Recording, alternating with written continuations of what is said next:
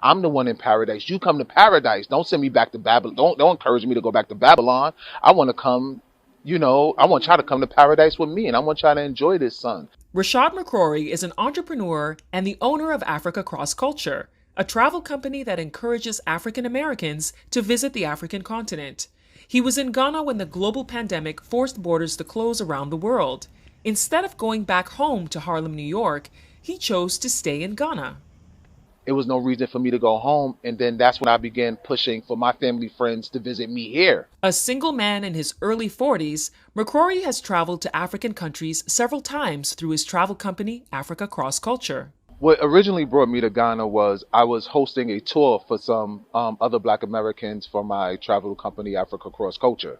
So it was a group of four. We was in Ghana for 6 March Independence Day.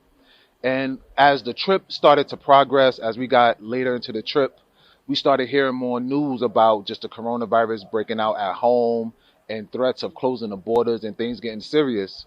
So maybe about a week or two afterwards, after my guests left, that's when President at the time, Donald Trump, announced level 4 travel warning, come home now or we're staying abroad indefinitely. So I said, you know what? I've been visiting Ghana 4 or 5 years. I've made some great connections.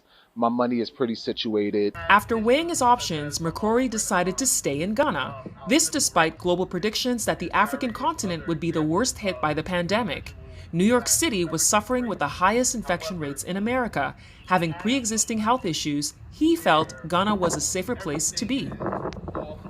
I'm asthmatic. I'm from New York City. That's not the ideal place to travel back to. And then ultimately, after praying to my father who just passed away, calling my mother, calling my friends in Ghana, and going over some things, I decided to stay. And it's been an amazing decision. I did the right thing. Despite the global fears of the pandemic in Africa, he says Ghana's environment helped in maintaining his health and wellness. And then started to work on my inner self. I had a lot of time to have reflection, getting everyday sun, relaxing. I have lived in Aburi botanical gardens for some time, and just being in nature every day, getting good sun every day. Ghana has slowed down too, so I was in tourist sites by myself. I was in Bati Falls. For those who've been to Bati Falls, I was there by myself, just me and a camera person, and a lot of spiritual and a reflection, which really has done me well. Ghana reopened its airport to international travel in September 2020. Several Americans chose to return home, but McCrorey didn't want to leave the freedom he felt as a Black man in Ghana.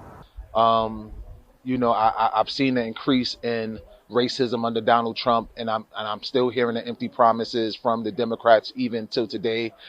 Joe Biden, in my opinion, hasn't done anything for Black America yet. Being Black in America is just a very difficult thing to do, and you don't realize it until you're living in Africa, and in this case Ghana, long term, and then you start to just wake up every day as just being a man. The African continent's lower COVID-19 infections and death rate has been attributed to quicker response, public support for action taken, favorable weather conditions, and a younger population. With experts warning Americans about a second wave with winter approaching, McCrorey saw no reason to go back when Ghana's airport opened. It was going into the winter months. Coronavirus was still heavy in the media out there. People were still basically on lockdown out there. And here I am living free in the sun, in Ghana, and being around, people who think like me, who look like me. I'm not dealing with the stress. I feel better every morning when I wake up. My worries weren't there. And it was like, go home to what? McCrorey has been in Ghana since March 2020. He has been doing work as a writer, sharing his story living in Africa, while pre-booking tours for 2022. He says he has no plans to return home.